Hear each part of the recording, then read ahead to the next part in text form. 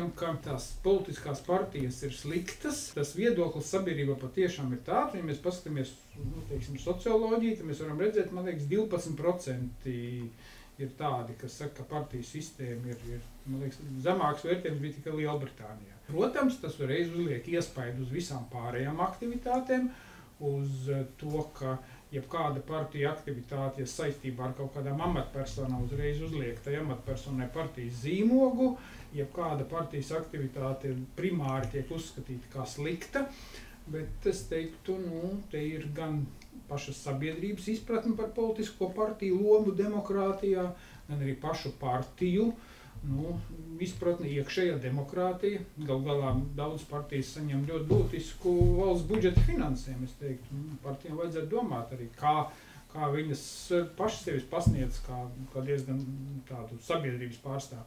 Un vēl, man liekas, tāds viedoklis rodās arī no tā, ka Latvija, man liekas, ir vienīgā. Es nezinu nevienu citu valsti, kur kandidātus Saeimas vēlēšanā var iesniegt tikai politiskās partijas. Un tā, ir tāda šaura vieta, un, manuprāt, politiskās partijas arī izmanto to, ka viņas tur to monopolu. Un, protams, turot šo monopolu, nekādi citi kandidāti un konkurenti vairs neparādās. Bet arī tas jau nav nekas unikāls. Tur ir parakstu vākšanas, parakstu saraksti, kaut kāds vēlētāju apvienības, kuri var parakstu, ar noteiktu parakstu skaitu, kas ir apliecināts, kaut kur var iesniegt arī kandidātu sarakstus un tam līdzīgi. Es kaut kā varbūt nebūtu tik skeptisks. Pirmkārt, ir vajadzīgs, uzreiz tā partijas nepatīk, nedarbojas pārāk mazskaitlīgas, fiktīvi biedri, tā kā neaktīvi biedri. Tur daudz ir kritiku veltīt partiju iekārtai, bet viņas visas tomēr tā vai citādi demokrātijā, tā partija ir tas organizēšanās kaut kāda pamatšūniņa. Vienkārši ir vajadzīgs laiks un veidošana šo organizāciju. Prasību izvirzīšana un kaut kādu laiku varbūt cilvēki vairāk viņās arī piedalīsies un partijas paši varbūt kļūs atvērtāks. Tā uzreiz tur teikt, ka partijas sliktas metam malā, darīsim kaut ko citu. Labi, ko tad mēs citu darīsim? Nav baigi daudz tur ko ideju. Labi, var iedot iesniegt sarakstus vēl kādiem citiem. Fine, ok. Jā, varbūt tā konkurence palielinās, bet tā man kaut kā es nebūtu tik skeptisks par. Pat ja tur ir problēmas, tas nenozīmē, ka mums tagad aizliedzam politiskās partijas. Tas tā nestrādās. Man nešķiet, ka tas, ka mums ir salīdzinoši mazāks politisko partiju biedru skaits kā citviet, ka tā pati par sevi ir problēma.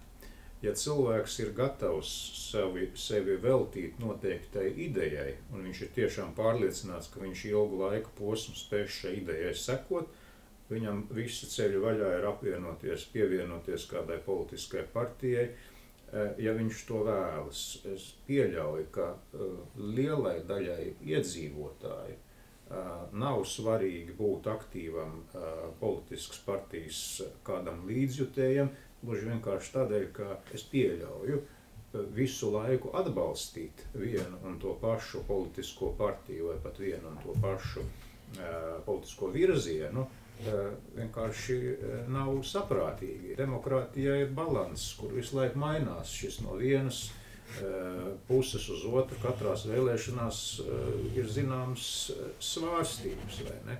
Winstons Churchills, man šķiet, 3 reizes nomainīja piederību. Viņš sākumā bija vienā politiskajā partijā, aizgāja uz citu un pēc tam atnāca atpakaļ. Ir ļoti jauki, ka ir cilvēki, kas darbojās politiskajās partijās, kuri šai nodarbei var veltīt lielāko daļu sava laika, bet tas nav jādara visiem, tāpēc vēlreiz uzsver ir darba dalīšana. Man liekas, tas, ko viņš teica, kāpēc tauta ir atraucies no partijām, ka bieži arī iedzīvotājiem nav varbūt interesi piedalīties, jo man ir savas lietas, ko darīt. Un to partiju atrautību no tautas es tā kā īsti negribu pirkt, ja tā drīkst teikt to vārdu, ka partijām ir ļoti jūtīgs tas sensors, kā viņi mēras vēlētāju apmierinātību, neapmierinātību, vēlmes. Viņiem ir pat process konsultēšanās ar vēlētāju, kā viņi izmantojas kā DS aptaujas, citas aptaujas. Viena lieta, kas man ir zināms novērojams, ka nevienmēr tas, kas parlamentāriešiem šķiet aktuāli un ārkārtīgi svarīgi, ir arī svarīgi vidusmēra vēlētājiem. Pat tad, ja liekas, ka sabiedrībā vairākumā valda kāds viedoklis, un ņemsim kādu konkrētu piemēru. Piemēram, tagad bija parakstu vākšanas periods par grozījumiem Satversmē, lai ieviestu tautas vēlēt valsts prezidentu. Sabiedriskās domas aptaujas liecina, ka tā kā vairākums gribētu tautas vēlēt valsts prezidentu. Norisinājās parakstu vākšana. Un cik tad parakstu savāca? Ļoti maz. Un man liekas, ir tāda, sabiedrībā tāda neticība, ka mūsu savāktie paraksti jau neko nemainīs.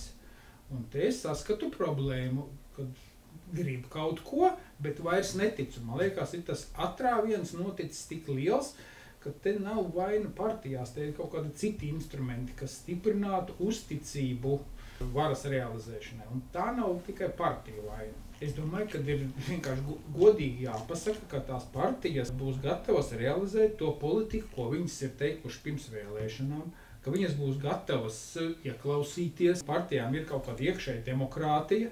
Savādāk šobrīd iznāk tā, ka lai gan sabiedriskās domas aptaujas liecina, ka šo vajadzētu, bet neviens neiet parakstīties.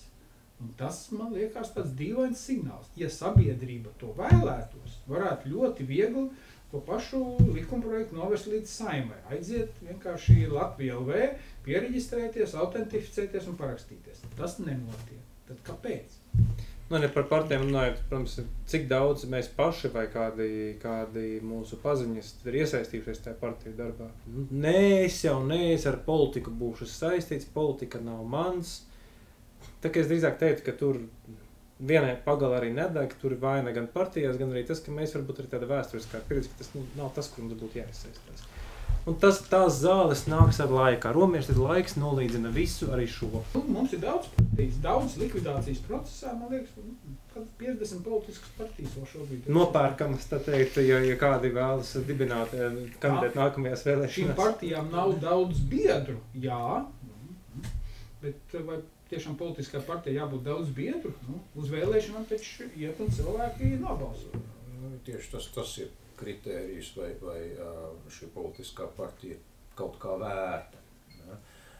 Bet viena problēma, par kuru ir runāts gana ilgi tieši attiecībā uz pašiem Saeimas deputātiem, ir visnotaļ mazā vēlme cilvēkiem kļūt par Saeimas deputātiem, galvenokārt ļoti stingru amatu savienošanas ierobežojumu dēļ. Tas ir ļoti praktisks jautājums. Jo šā brīža regulējums, viņš, protams, atgrūž savā jomā spēcīgus cilvēkus, kuriem varbūt arī būtu ko teikt un viņi vēlētos līdzdarboties, bet šis ļoti stingrais amata savienošanas regulējums, kāds tas ir šobrīd Saeimas deputātiem, faktiski nozīmē, ka cilvēkam ir jāatsakās no visu, ko viņš ir līdz šim darījis, izņemot, protams, pedagogu, to viņš var savienot. Bet viņš nevar uz 4 gadiem. Faktiski. Un pēc tam tā ir tīrākā loterija, vai viņš tiks vai netiks pārvēlēts. Ja. Mēs labi zinām, ka pirmās neatkarīgas posmā nebija šādu stingru ierobežojumu, tā ka šā brīža regulējums lielā mērā samazina konkurenci uz to cilvēku vidū, kur vispār vēlētos kļūt par Saeimas deputātu. Vienīgais vēl tam jāpildās, ka deputāti arī, kad viņi tiek ievēlēti pilnā darbā Saeimā, ne visi no viņiem atrod šo darbu sev Saeimā kā ļoti interesantu un realitātē kaut ko arī dara. Un līdz ar to viņi nespēja arī varbūt arī pieredzes trūkumu dēļ kādreiz, kamēr vispār saprot, kur viņi nokļūši. Tādēļ tas arī faktors. Un, protams, ir tādi deputāti, kur mēs redzam, ka viņu no deklarācijām spriežot, ka viņu rocība izveidojās tikai esot Saeimas deputāta amatā. Iepriekš tie darbi tādi bijuši tādi nepārāk peļņu nesoši, tā var teikt, lai gan, protams, publiski tas ir stāstīts, ka cits. Bet tas tā vairāk par ievadā, ka iespējams, ka tas ir jautājums, pie kā padomāt, varbūt, ka ir Saeima, kur deputāti sanāk vakaros, bet ir varbūt arī kādos citos amatos arī ir. Ir tāda piemēra pasaulē, kad cilvēki pa dienu strādā un vakarā nāk uz parlamentus. Tas būtu interesanti paskatīties, kādi ir amats savienošanas ierobežojumi, piemēram, Skandināvijas. Es esmu paskatījies, piemēram, Skandināviju, to pašu Norvēģi. Tādu pašu vēlēšanu sistēmu parlamentu popularitāti ievērojami augstāk. Nevis 2 reizes augstāk. apmierinātība ar politiskām partijām. Tad jautājums, kāpēc? Kāpēc? Nav jau tāpēc, ka tur ļoti daudz to biedra politiskās partijas, bet gan ir atrasts racionāls balans, tad tas ir, kā viņi saka, vai esošajā likumā ir nostiprināts tāds regulējums, kas atgrūž un neļauj cilvēkiem, kas ir politiski aktīvi piedalīties, vai arī mēs esam, kā saka, nonākuši tādās situācijās, kad, laiks spiež, un acīm redzot pēc tā svārsta principu, tad, kad kaut kas ilgi noturēts, tas svārs nāks atpakaļ. Nāksies liberalizēt. Cik ir līderu? Tas ir līderi, lokomotīvas versus pasažieri, cik daudz cilvēki vēlas tajā matā nokļūt, vai viņi redz, ka tā viņiem ir tā kā laika izšķiešana, dzīves izniekošana, karjeras pārtraukums, no kur nevar atgriezties pamatkarjerā. Tur ir daudz dažādi jautājumi, jo atalgojums jau nav slikts deputātam, bet tas ir tie 4 gadi. Un jāteic, ka skatoties uz esošo partiju kalvi, tad tā otrā rinda, ja mēs skatāmies uz politiskajām partijām, tā otrā rinda ir tāda patukša.